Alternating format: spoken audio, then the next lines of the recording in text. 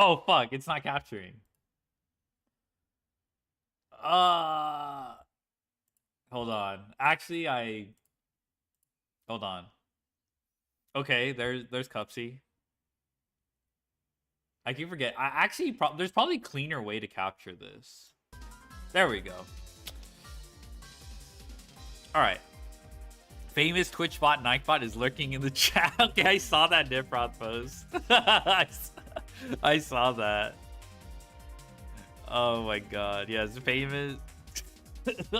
Famous Twitch. That was pretty funny. I don't know. It's kind of weird to call out lurkers like that. I think it's bad etiquette, right? Like, I'll see Ray sometimes lurking because I figured out how to see who's lurking. But it feels weird to call his ass out, you know? It just feels weird. Anyway, I was flexing the A rank since we're done. It only took us one sitting, which is nice.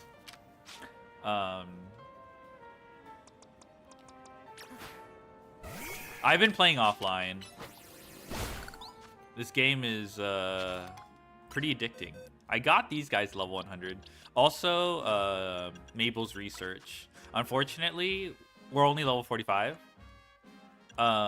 We need one more Pokédex entry. And then we have to catch a bunch of Pokemon. One of the things I'm pretty happy about is the dragon types.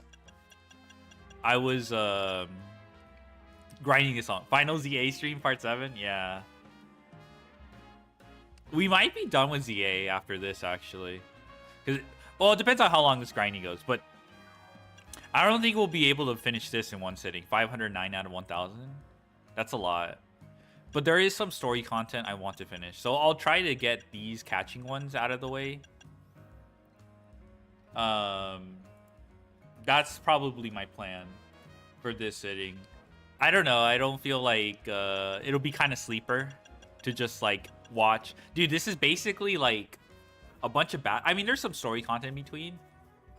But it definitely takes like 3 hours to do 100 battles or something like that. Maybe there's ways to farm them, but like they're probably not very engaging. Like I don't know. So these will be fine. I can kind of just brain rot. Actually, while I'm doing these, I could probably just put up a video to react to while doing these. Actually, I could just use that. Actually, if we're just gonna grind these on stream, I might as well just react. Okay, but we're not doing these yet. Because there's another like I said, there's still some story content. So I have one reward match left. So the 15th reward match progresses the story. And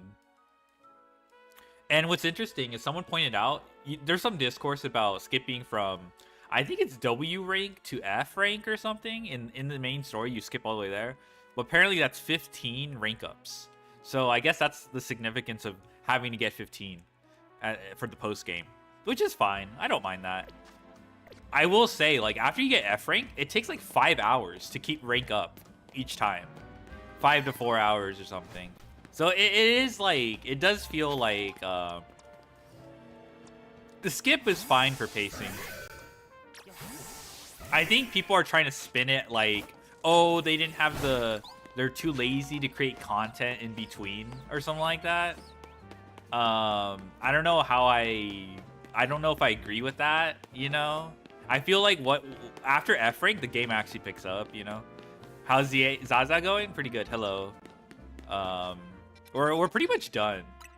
We just gotta do one last thing. But yeah, this game is great. I really enjoyed it.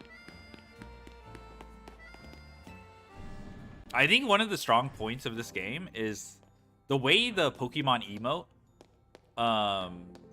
you know, when they attack, when they get sent out and stuff like that, their idle animation, it feels pretty good. The battles and trainer battles are seamless. It's pretty immersive. I might borrow it from a friend. Nice. The characters that they introduce after rank F are pretty strong. Well, actually, Team MZ is introduced before that, but Plot's not that great, but music, of course. Can't. Oh, okay, it's Townie. All right. All right, we don't know why Townie has that jacket, by the way. They just kind of brought that thread up, and then didn't elaborate. They're like, I thought I recognized that. Never mind. That. Okay. I haven't had a chance for an all-out match with you since we fought to see who's the strongest Mega Evolution user. Corbeau has the best design. Corbeau's cool. Townie, yeah, Townie, literally Townie.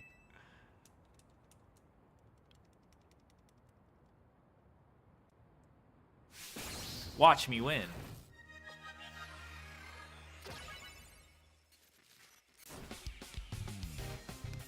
Dun, dun, da da da da dun, dun, da da da. Okay, you just.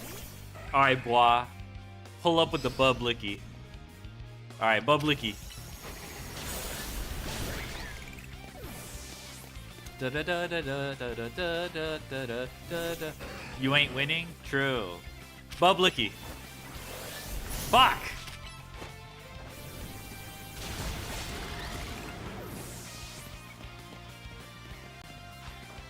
Orm. Tactical retreat.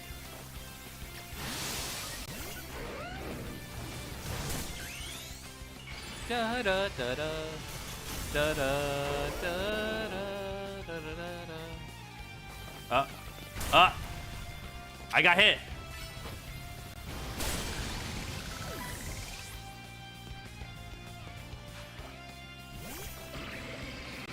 Uh-oh.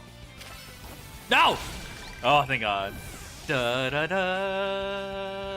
da da da da da da da da. Ah!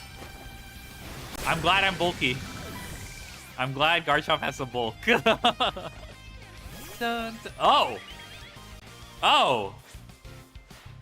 Time to use the power of bonds with everyone in Lumiose. And Mega Evolve. Uh-oh.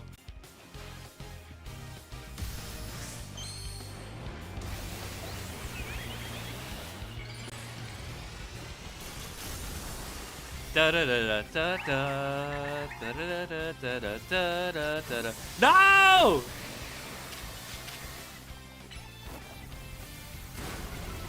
Oh my God.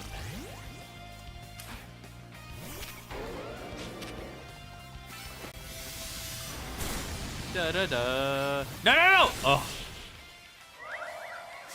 Oh my God, that animation when it faints is. Why does every color have Yastic? Oh, really? I didn't know that.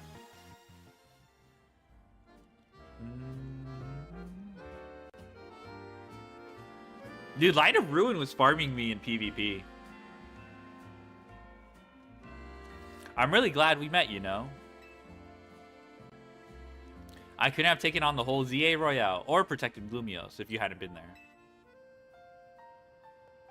You receive the prize for winning your reward match. You obtain 5 bottles HP up. You obtain 15 pieces of experience candy M. Yeah. Duh. Townie, can I have a word? Emma! Yeah, sure. Must be pretty important if you came to find me. Sorry, give us just a second, okay? Da da da da da da. Emma, you're sure? Oh shit, we're getting closure. All right, we're getting closure on this. Come on, we need to make a stop at Quasar Tico HQ. If she's the daughter of the CEO, I'm gonna fucking, or like the niece or something like that.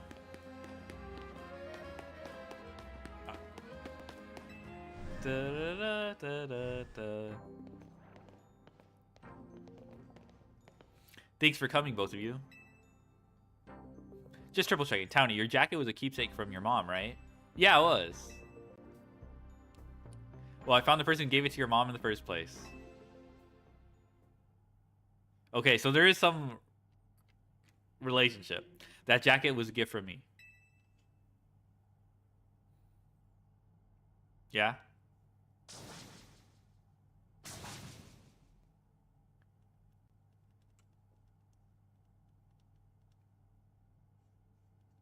Yeah? I'm sorry? Tony, I'm quite sure that your mother was my daughter. Oh, okay, granddaughter. Your mother worked to develop hologram technology, did she not? That's right.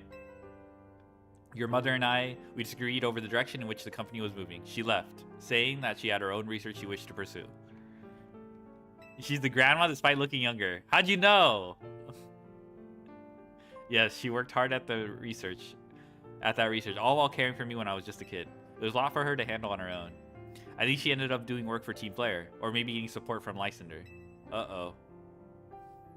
It is true that your mother's research contributed to the invention of Team Flare's hologram devices. I didn't know. Let's go. That very same research enabled us to develop our own holotech here at Quasartico Inc. Even though she chose to walk a separate path, still we find these points of intersection. The X and the Y, bruh. Life truly is curious at times. So Mom's hard work helped make the wild zones and everything possible. But she burned herself out doing all that. In the end, she had to go to some faraway region to try and rest. I see. And I suppose that is where she... Is it implied she's dead?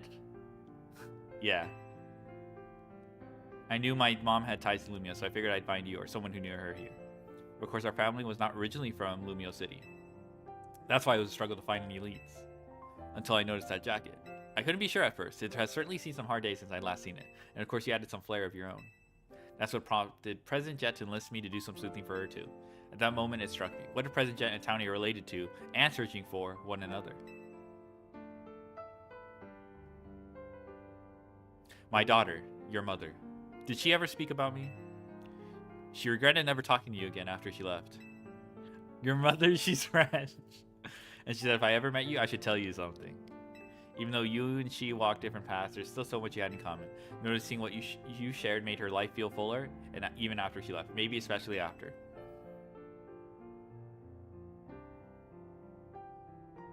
If only I'd been less stubborn. If only I'd tried to reach back across that divide sooner. I think it's alright. She'd be glad to know her message reached you at least.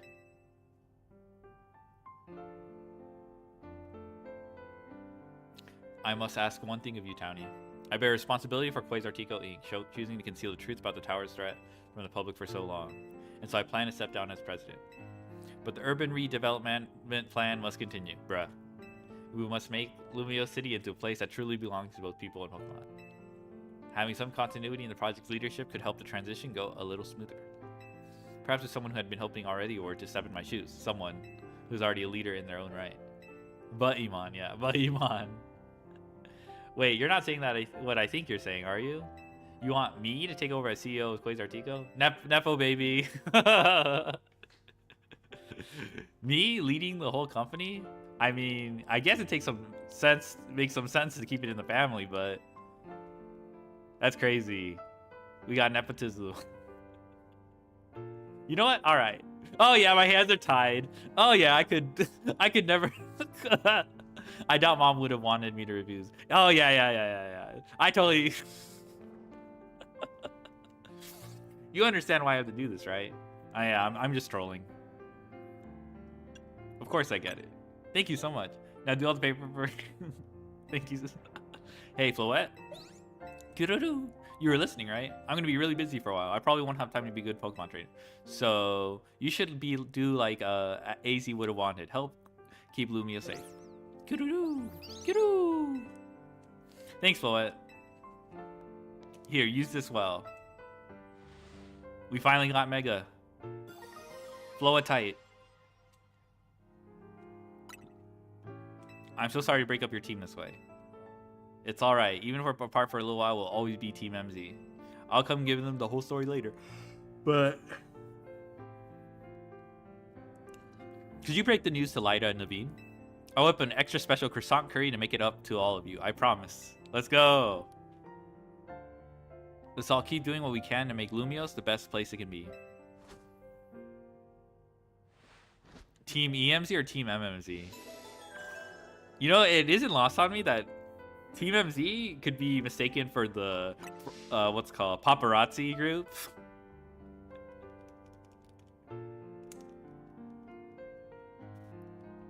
We were supposed to get Eternal Floette earlier. RIP.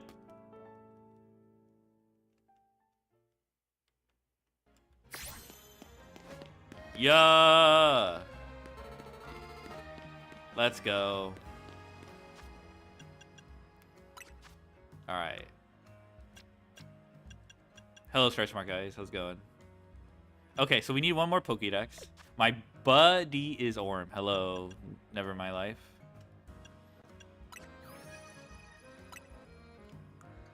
Okay, so we have you. Okay, so we're just missing Zygarde. Yeah, our Pokédex. Yeah, we're just missing dog. All right, now where do we go? Do we just go back to Hotel Z? Oh yeah. I was tasked with. Do you get Ninja Boy? Yeah. I already got A rank. Last stream, I got A rank. The craziest thing happened in CS2. Orm, like Counter-Strike. Being that gives and a being that takes. Uh-oh. Is this? Both actions are vital to maintaining balance, but in excess, either could destroy it. My memories remain vague, indistinct, yet there is one thing I know.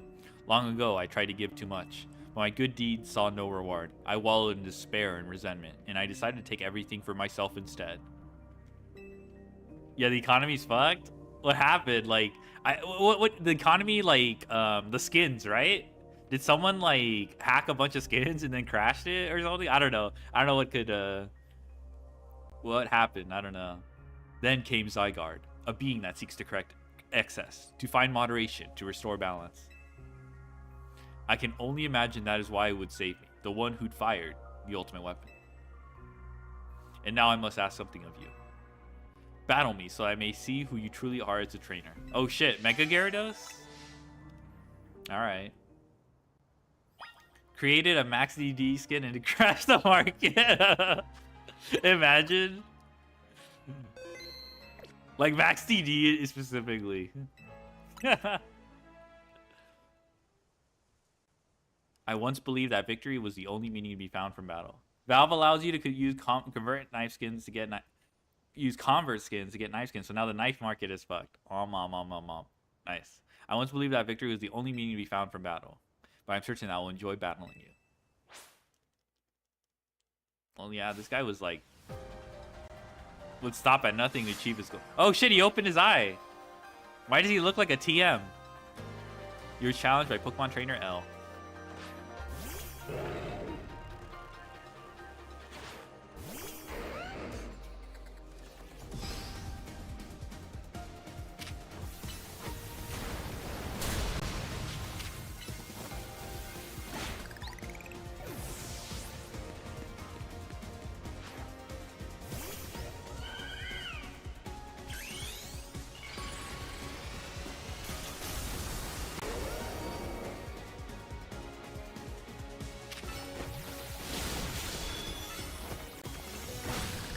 Oh, hell nah. You just calm mind in my face.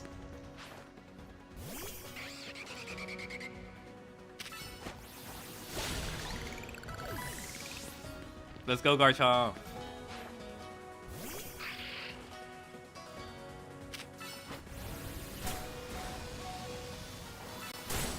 No, Garchomp. That's fine. 1 billion lions? Yeah.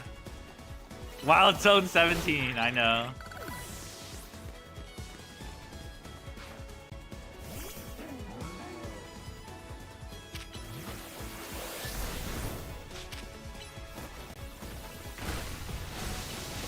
Ah! Alright, Mega Gyarados, let's go. I'm so glad he doesn't have Intimidate. Oh shit.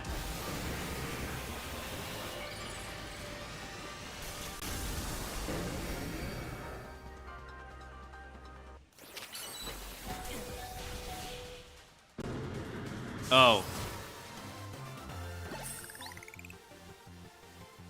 Nice.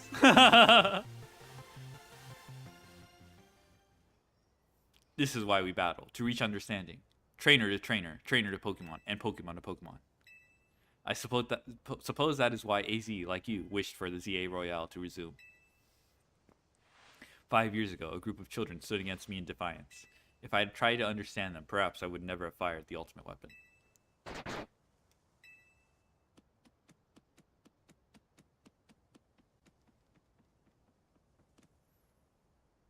You guys get it? You were weak in XY? Judge a Zygarde. Ah, shit. How curious. I believe it meant to beckon you to the tower. That much is what I can intuit from my experience working with the Zygarde. What it wants with you at that fateful place, I cannot say. I mean, obviously we're gonna fight him 100%. Oh, interesting.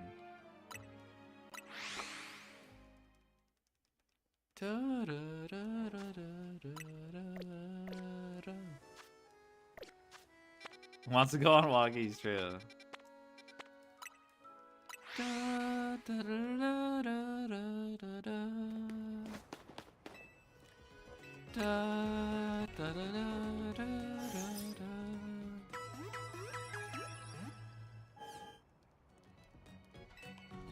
Nah, it's been a while since I caught Zygarde. Actually, I don't even think I completed the... I don't even think I completed the... What's called? The Zygarde cells. That shit is too much for bro. Even though... Oh, I have to... Oh, okay. I forgot. I have to locate all the colorful screws. I forgot about that. So, okay, we might have to do that. All right. Oh, I forgot about that. Oh, the colorful screws. Actually, hold on. Run away, run away, run away. Doggy. You didn't need the cells? Okay. Well, I didn't even bother. Will you battle Zygarde?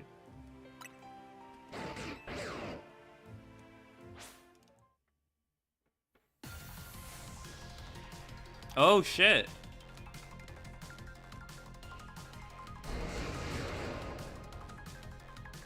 Yeah, XY is the one I spent the least on.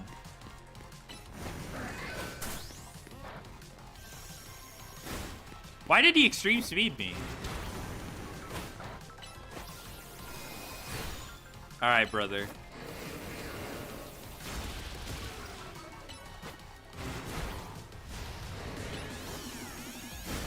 Alright, it cannot be like this. It can't... Brother.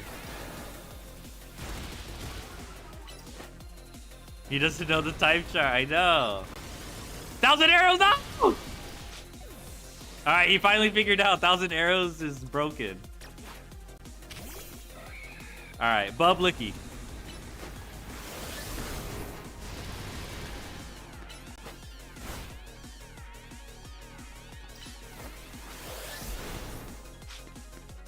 Uh-oh.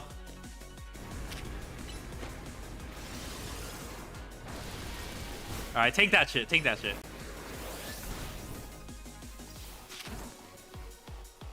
Get it! Go after him!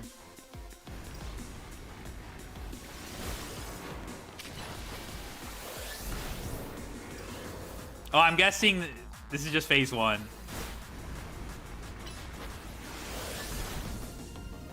Alright.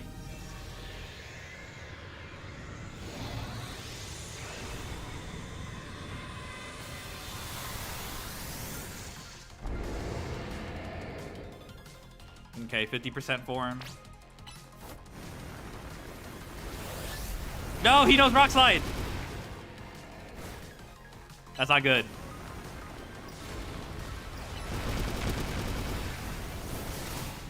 Buh!